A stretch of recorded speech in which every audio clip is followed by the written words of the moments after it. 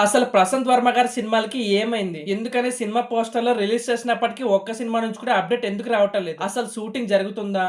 లేదా ఇంకేమైనా budget issues వచ్చి సినిమా షూటింగ్ మధ్యలోనే ఆగిపోయాయా? అన్నది ఈ వీడియోలో మనం మాట్లాడుకుందాం. ఇక విషయానికొస్తే 'హనుమాన్' మూవీ ఎంత పెద్ద హిట్ అయిందో అన్నది మనందరికి తెలిసిందే.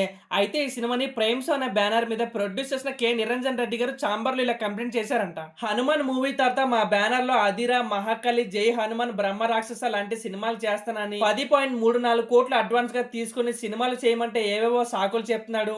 అయితే 'హనుమాన్' రిలీజ్‌కి ముందే వేరే ప్రొడ్యూసర్ల దగ్గర బడ్జెట్ లేక ఆపేసిన 'అక్టోబస్' అనే సినిమాని 10.23 కోట్లు పెట్టి కొనిపించాడు. తర్వాత 'అధీర్' అనే సినిమాని డైరెక్ట్ చేయడం కోసం ₹1,00,00,000 అడ్వాన్స్‌గా ఇచ్చాము. కానీ అది కూడా చేయడం లేదు.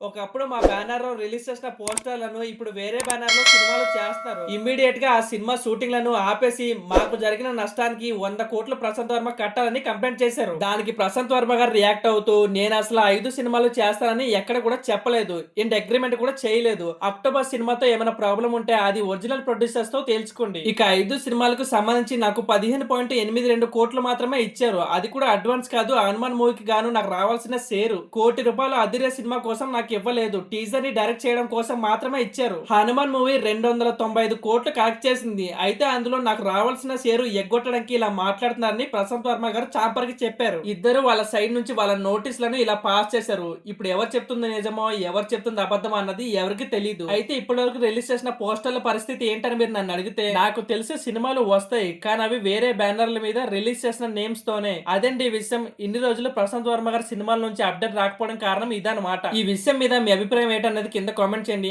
అలాగే మరిన్ని ఇంట్రెస్టింగ్ వీడియోస్ కోసం వెంటనే మన ఛానల్ ని సబ్స్క్రైబ్ చేసుకోవడం కూడా మర్చిపోకండి.